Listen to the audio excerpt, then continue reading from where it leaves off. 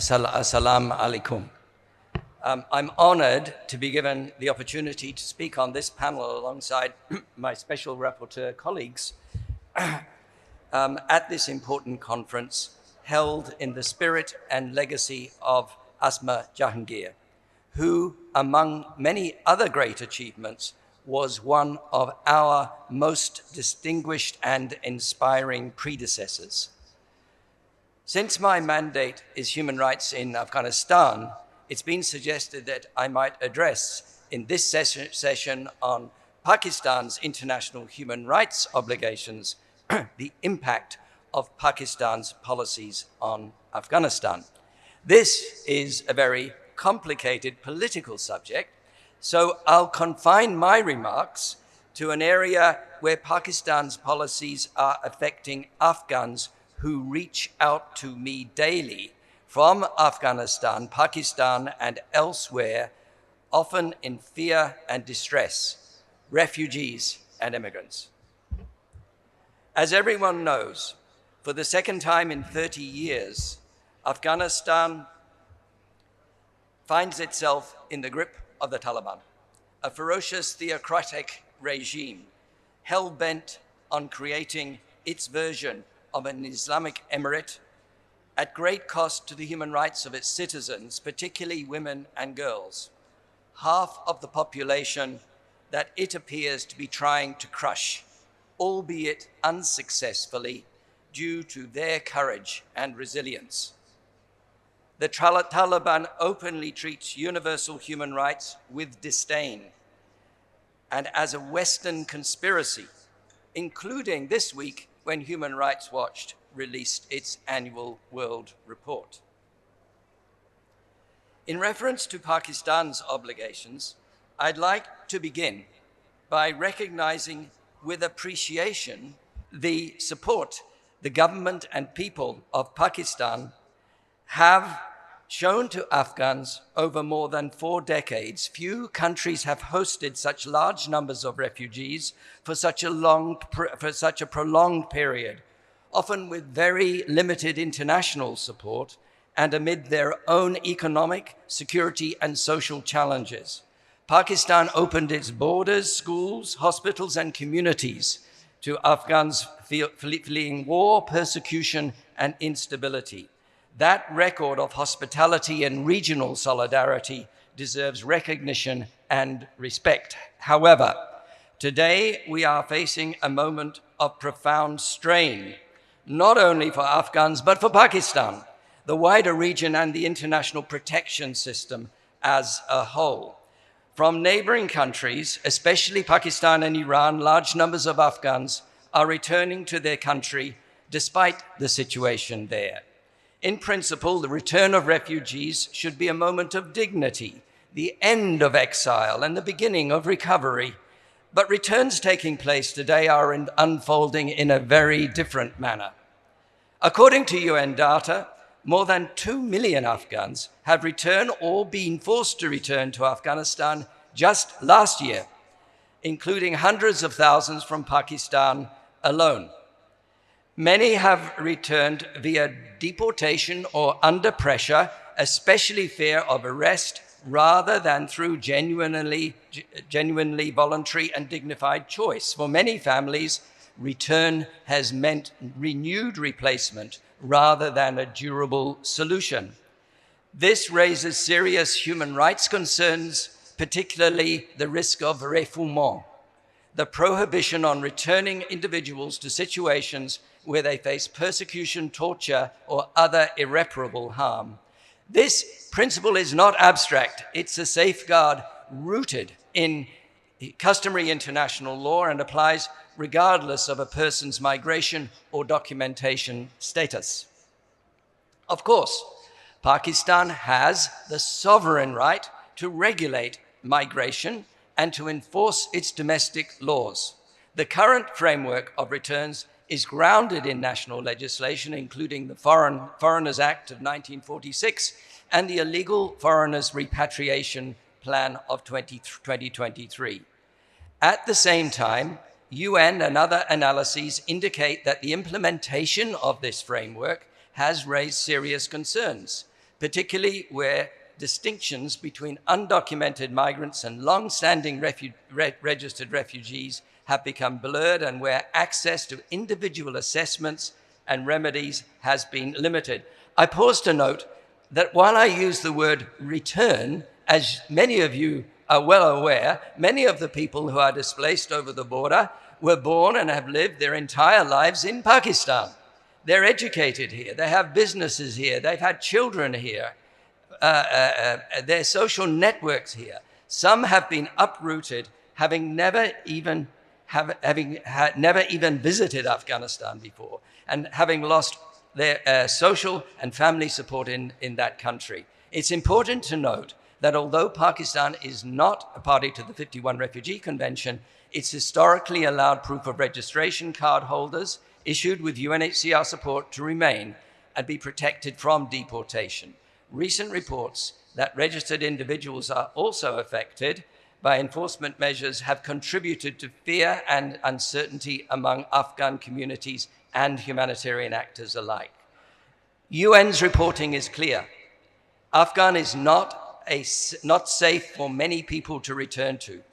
Women and girls face systematic exclusion from education, employment, freedom of movement, public life.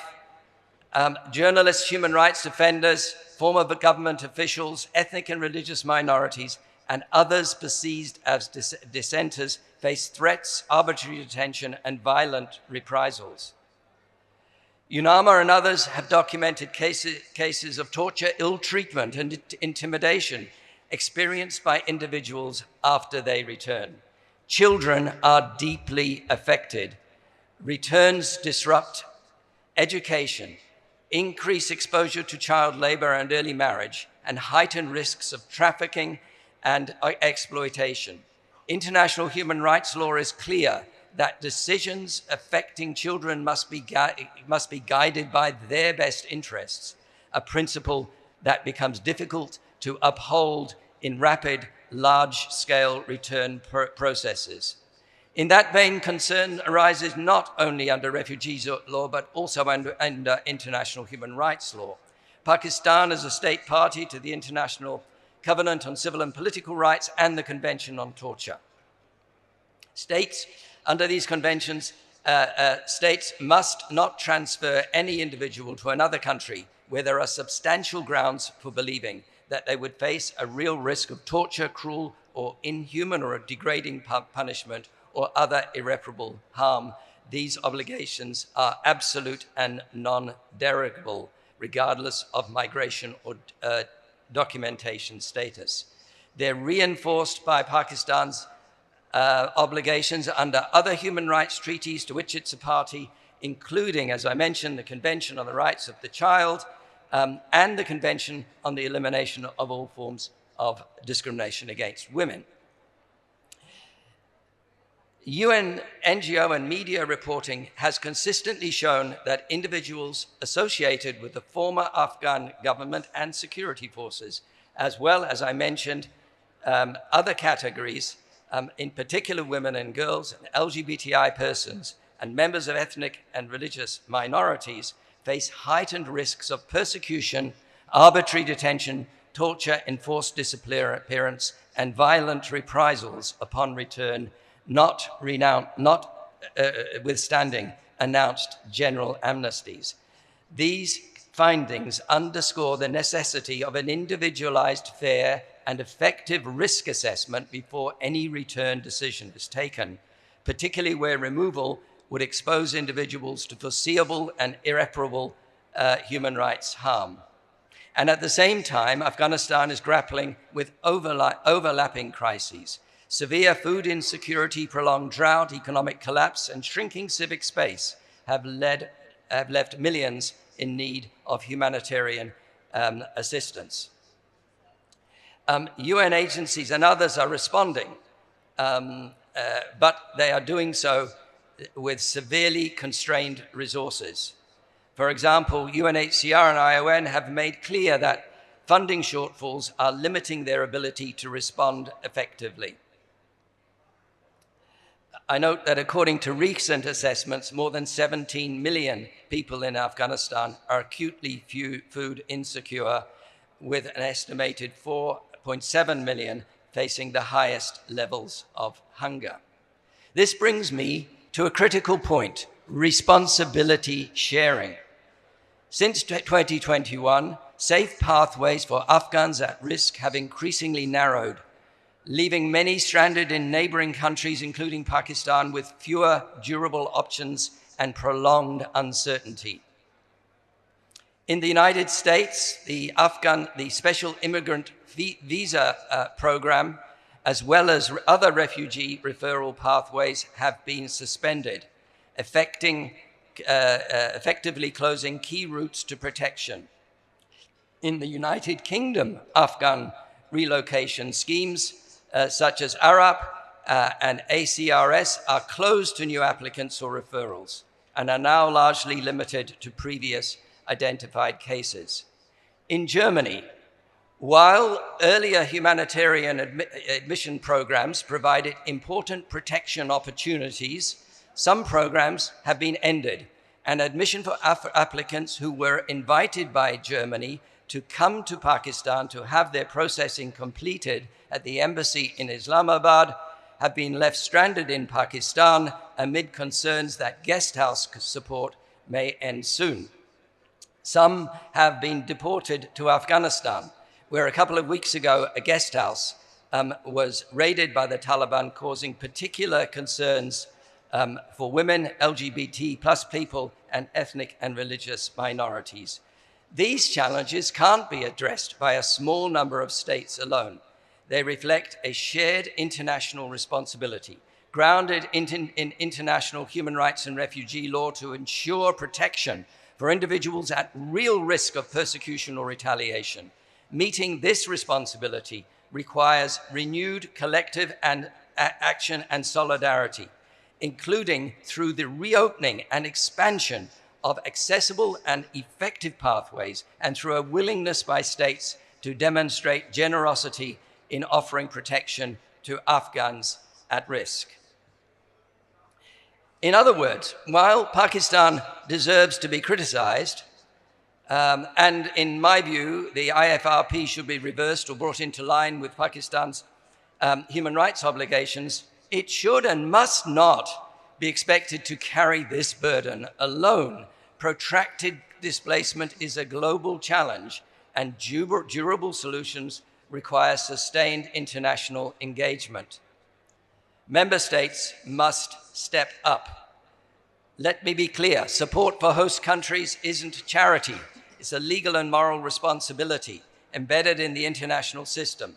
When international support falters, pressures shift to national authorities and protection space narrows with human consequences. In closing, let me return to where I begin. Pakistan's long history of hosting refugees is a source of pride and a demonstration of neighborliness and leadership. Recognizing Pakistan's contribution and also raising human rights concerns are not contradictory acts.